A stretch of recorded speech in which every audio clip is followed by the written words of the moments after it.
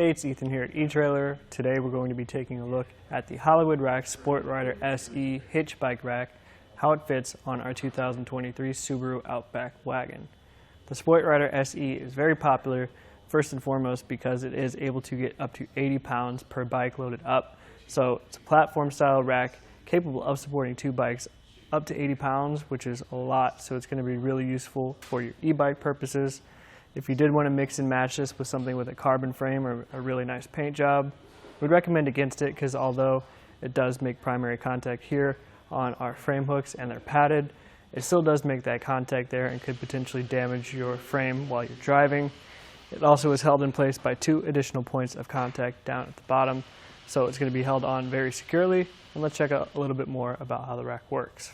The first thing I want to show off is that even though we can get 80 pounds per bike loaded up, you still have the ability to tilt away with the bikes on. First thing you're going to have to do is release this clip, and I might have to wiggle up and down on the rack to get that pin out. Once that's out of the way, we can release this lever here, and now we can tilt the rack down. There isn't a ton of resistance, so if you do have another bike loaded up and they're really heavy, I could see that being in the way, but it doesn't tilt that aggressively, so it's not going to be super dangerous. In the case of the Outback Wagon here, though, we still do get enough clearance in the back from our handlebars, so I can come back here and sit down if I wanted to, change my shoes before or after my ride, or get anything out of the back that I might need once I get there. Now we can tilt the rack back up. You'll hear it just click into place, and we'll have to replace that pin. Again, just maybe have to lift up on the rack a little bit, as well as the clip. Now we can work on getting the bike removed. To do that, I will just start with this strap here in the back. Just press that black release button. I like to kind of store the straps out of the way if I can, just to make that unloading process a little bit easier. Now we'll get this next strap here at the front. On the strap, you can see that there is this rubber molding, or this pad that's going to protect our tire as well, which is nice that it's just included on there. You can pull that out of the way, tuck that underneath as well. Now we can come up to the frame hook. The hooks don't come all the way off, so they will get in the way a little bit during the unloading process or loading, which kind of makes it a little bit annoying to get on and off. But if we take our time and work around it, we can get our bike removed. With the bike removed, I'll put the straps away and we can talk about some more features on the tray. So there are these knobs here on the hoops for our bike tires. We can slide these up and down the tray to accommodate a maximum wheelbase of up to 60 inches, which is a lot as well. And we can get this center mass folded down, but before I do so, I did just want to point out the lock cores on the hooks. So if you want to secure those, you won't be able to move them up and down, and your bike will be secured to the rack. To fold this down, I'll have to pull this pin, and we'll have to line up the notch on the pin to where it is on the pin hole. Find where they align again up at the top to secure it, and then we'll replace the strap on the front one. These hoops are also able to support a tire width of up to 5 inches right off the bat.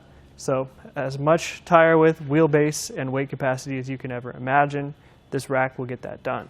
From here we'll get some measurements just to see how much space we're adding on to our vehicle with this rack. So from the bumper to the furthest point back, it's going to add on about 29 inches. So for that weight capacity and all the wheelbase and the tire width, it really doesn't add that much distance onto the back. For ground clearance, from the ground to this furthest point back here, it's going to be about 20 inches.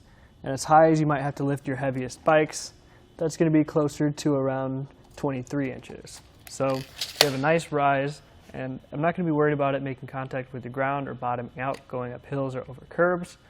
And it's also not super high to the point where loading and unloading heavy bikes is going to be too terribly difficult. If we want to save a little bit of that space, we can. We'll use the same knob we used to tilt down, as well as the one further down, and we can fold the rack up towards our vehicle to cut down.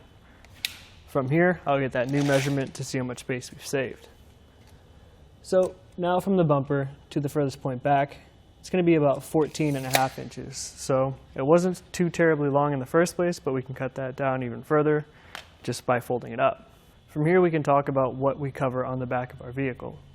So it is super low and compact, and we have pretty much full visibility of our license plate. Our backup camera sits right here. So you have a nice window for that to see as well, but you're definitely still going to see bits and pieces of the rack. It just won't be a huge issue. It sits so low that it doesn't come anywhere near our taillights or our rear window, but if you do have the hoops sort of maxed out, you can see here even with our cradles on our center mast, if we have those all the way at the top, they're actually adding on a little bit of width to our vehicle, so that's something you're going to want to be mindful of with your Outback wagon. The rack uses a 2-inch shank that fits into our 2-inch receiver tube.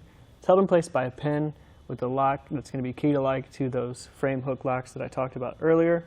We've also got this collar welded on, which is going to allow you to line up your pinholes right away without having to mess around with it, which is really nice. It makes the installation of a pretty heavy rack a little bit easier. It's all secured and held in place by this anti-rattle handle here in the back to tighten things down. So it's tool-free. We just make sure that we leave this horizontally so it's not facing down, taking damage from things while you're driving.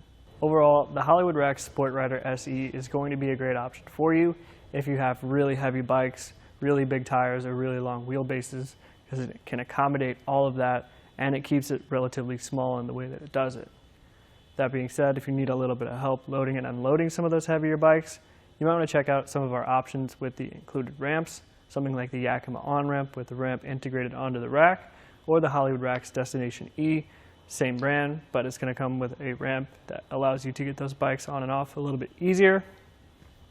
But overall, again, if you do have some bigger bikes, you want to get them where they need to go, this is still a really good option. This again was just a really quick look at the Hollywood Rack Sport Rider SE and how it fits on our 2023 Subaru Outback Wagon.